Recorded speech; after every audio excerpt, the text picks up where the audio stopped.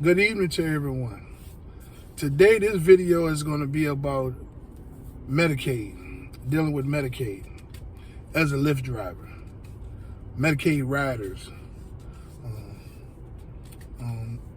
Okay, so in this video, I'm gonna speak on a few things that you need to know so that you can be prepared to deal with them, with Medicaid riders. I'm gonna tell you how to determine who's a Medicaid, how you can tell if a trip is a Medicaid trip or not. I'm gonna tell you all the things that Lyft expects us to do to service Medicaid customers, and all the things that I don't think is fair and that we should not be doing. And I'm gonna explain the reasons behind it. Okay, so some trips you're gonna get, you're gonna see the name in all capital letters. That's a Medicaid trip, okay? As well as the name being in all capital letters, there's gonna be a bunch of instructions attached to every trip. And the instructions may go like this. It'll be help the person has a wheelchair, help the person in the car, help the person out the car to the doctor's office, to the door at the doctor's office. It'll be person wants to ride in the front seat. Person requests a certain transportation service. It'll be all types of instructions attached to it. Person wants VIP service. Person wants to be picked up at the door and dropped off at the door. All types of instructions that make Medicaid trips difficult. Now, remember, when you sign up to be a Lyft driver, you're independent. This is the most important thing for you to understand. Now, we are 1099 workers. And as a 1099 worker and an independent worker, Lyft has separated us separated themselves from any liability that could occur with the with the drivers. So in other words, what I mean is, if you work for a company, an employer, a regular employer, they have to provide you with certain types of insurance, workman's compensation, paid time, stuff things of that nature. Different types of stuff like that you would receive in a regular job when you work for an employer. So Lyft, with this corporate structure that they has, they're independent. They made all of the drivers independent. So you have to keep in mind, when you're dealing with these Medicaid customers, that you do not have any insurance. Nothing is going to cover you. And if you take a complaint to Lyft saying that you hurt yourself helping a person, they're going to tell you that the policy is that you're independent. So I'm going to tell you exactly what you should not be doing. And it's only fair, okay? Now, when you pick some of these people up, they're going to be in wheelchairs, walkers.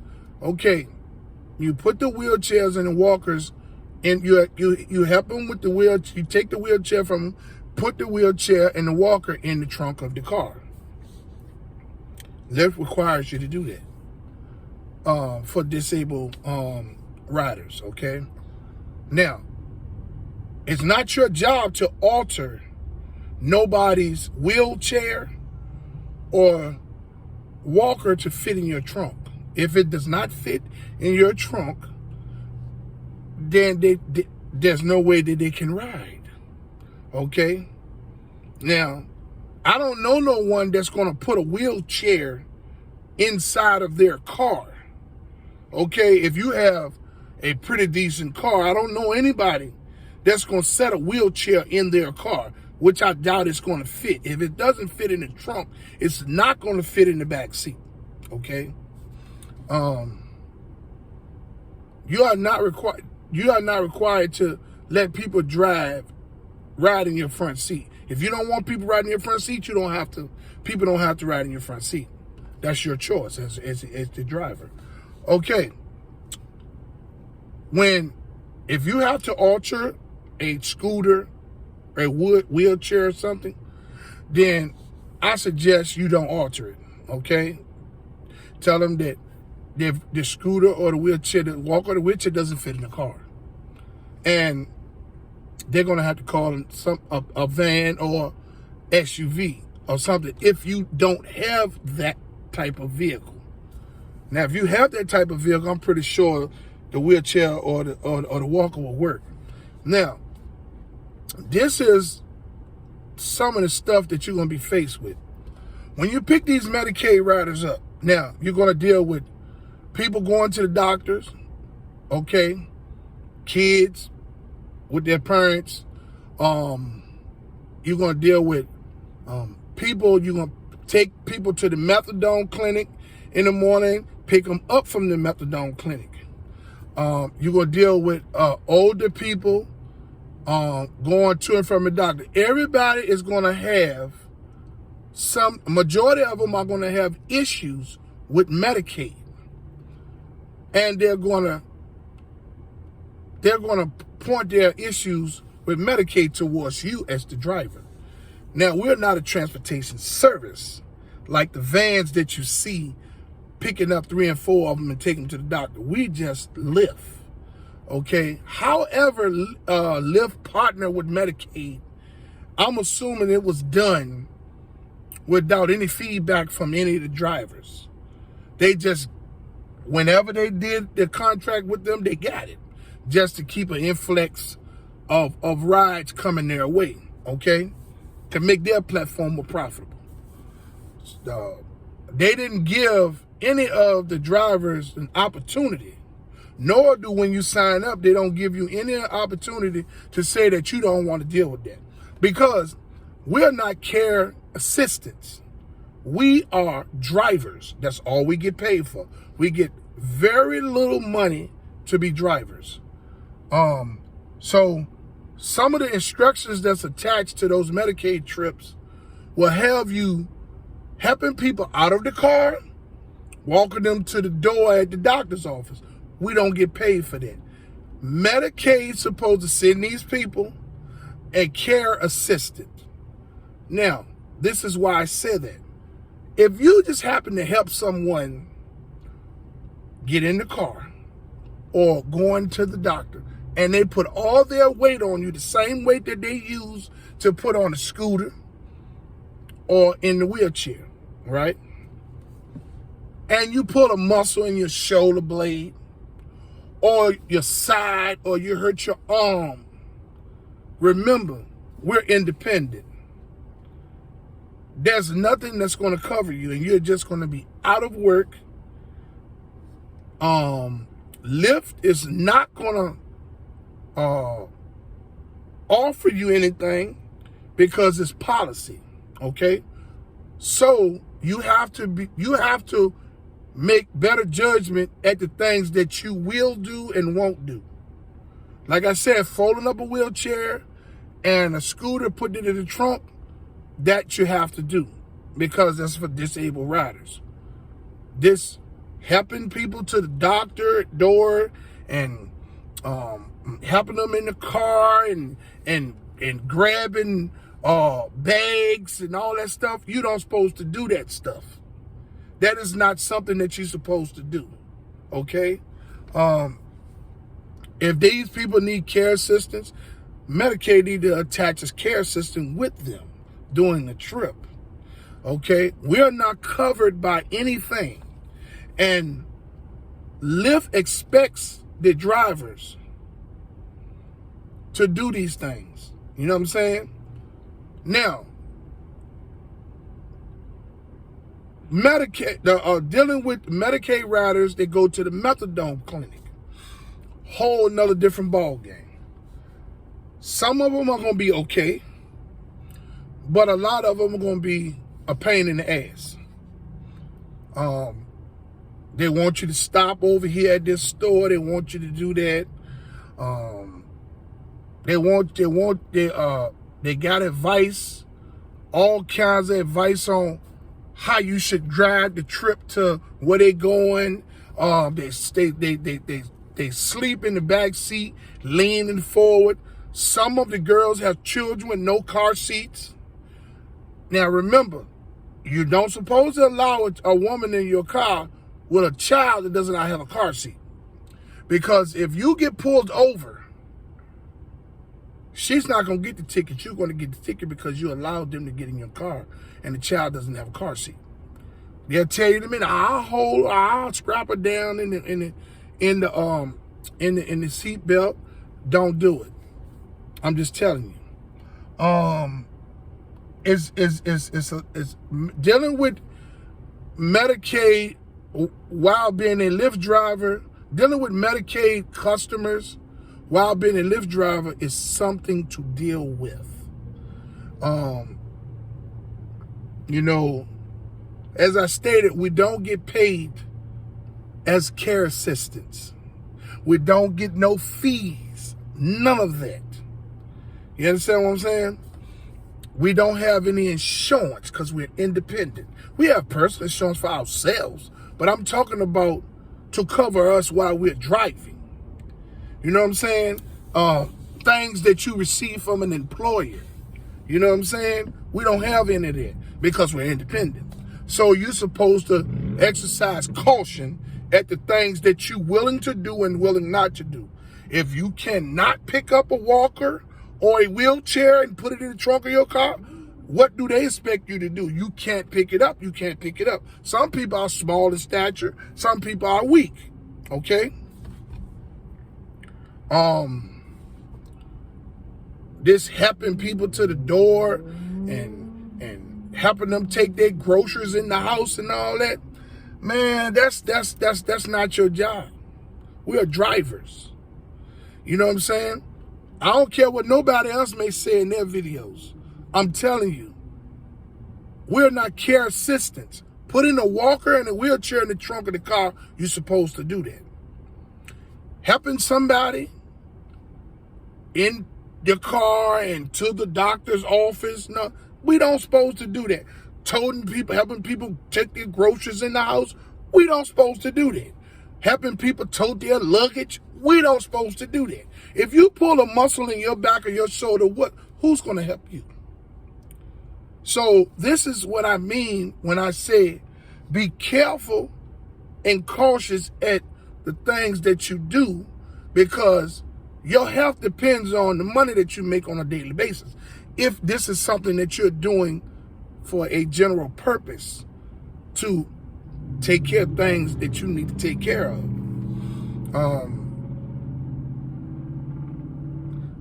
It's this platform, this Lyft platform is very bad. And Lyft mistreats the drivers really bad. And I would rather tell you what you're getting yourself into, so that if you decide to still drive for Lyft for whatever purpose you have, you'll know what you're getting into ahead of time. I'm going to inform you on everything that you need to be informed on, because I drive every day, and I'm going to continue to drive, because I'll be able to bring you all value that's going to help you on your journey if you choose to drive for Lyft. Okay, now I can't speak on Uber right now because I'm in the Lyft Express program at the moment. But you know, I'll be getting my own brand new vehicle soon, where in the months to come.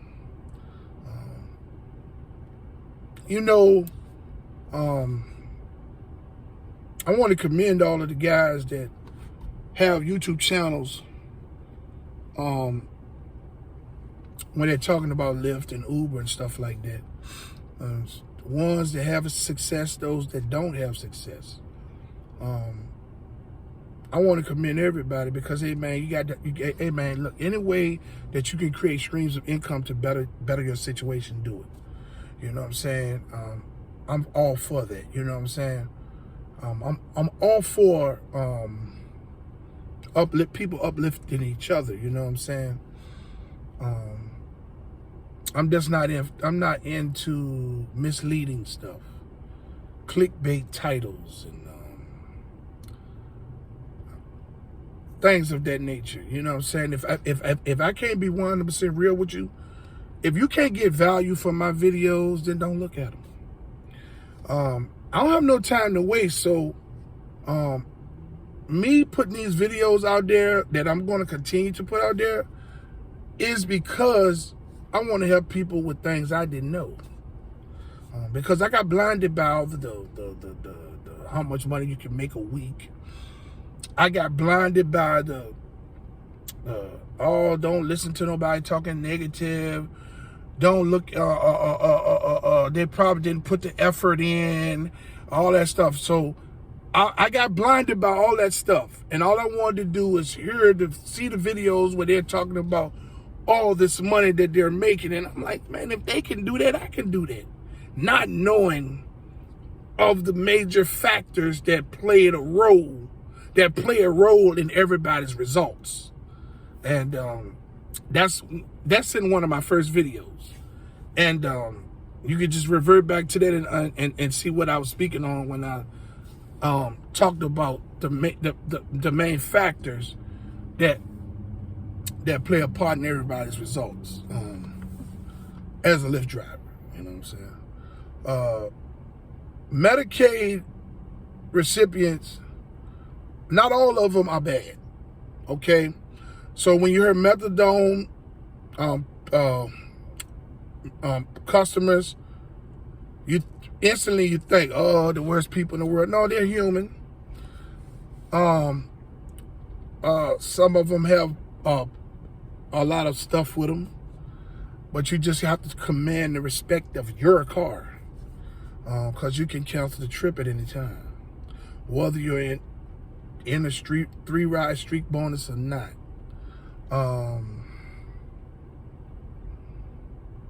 You want to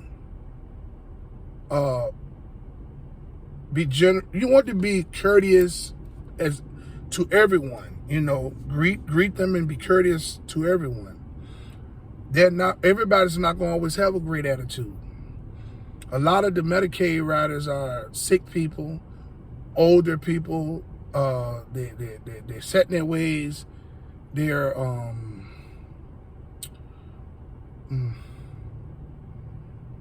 you know, older people tend to be angry a lot. You know, and they're very confrontational. Well, you don't get caught up in that. You know, you say what you have to say to them in regards to the trip, and other than that, you know, you leave it alone. You don't allow them to disrespect you, though, because like I said, you have the option to cancel the trip and ask them to exit the vehicle. Wheelchair and all, walker and all. Please do not get out here and hurt yourself trying to help these people out of the car to the door at the doctor's office, alter wheelchairs and walkers and things of that nature. Don't cause no damage to your car. Don't cause no damage to the rental car. Most importantly, do not cause no damage to yourself, because at the end of the day, Lyft has did everything they could possibly do to cover their behind. And you're supposed to do everything that you're supposed to do to cover your behind. You know, the drivers don't have no voice. Lyft don't even have a dedicated customer service that you can pick the phone up and call and speak with a customer service representative. They have pre-questions in the app. They have a bunch of pre-written questions in the app. Majority of them are not going to be pertaining to nothing that you have an issue with. When you do send a message, someone is going to reach out to you. Then thereafter, maybe after one or two questions and back and forth, everything becomes scripted. The answers are scripted. And then they begin to push you away from the conversation. Well, if this is all, then I hope I help you with everything and this, that, and the third. You'll see what I'm talking about once you get engaged in a conversation with them about an issue. They're absolutely no help. The Lyft customer service gets a -0 in my book. I've been dealing with it. And in videos to come, we're going to talk about that topic all in itself. But I wanted to give you an insight on dealing with Medicaid riders the best I can. Like I told you, these are my first few videos. I'm gonna get better as I post. I know my grammar is not up to par right now because I'm kind of camera shy, but I'm trying to do the best I can to get this channel going in the right direction so that I can build up a following and we can build a family of people that's willing to help each other. There's nothing that we can do about Lyft and the things that Lyft tends to do to the drivers. On it, you can quit. You know what I'm saying? Or you can do several things to become your own boss, which we're gonna speak about that in the months to come. I got some good things developing, and you know, if you know, like I said, my videos, if you like and subscribe and hit the notification bell, you'll stay informed on my videos as I drop them. I'm gonna drop you some jewels. We're not gonna talk about numbers, money, how much money we're making, none of that. I'm gonna let everybody else do that. I'm gonna talk to you about what actually happens in your car, the things that you're gonna actually face on a day-to-day basis. And the most important thing I'm gonna talk about is how difficult it is to be a driver on the Lyft platform, dealing with Lyft itself. Okay? So until my next video, you all have a wonderful rest of this day. And let's get in these cars tomorrow and let's get this bread, baby.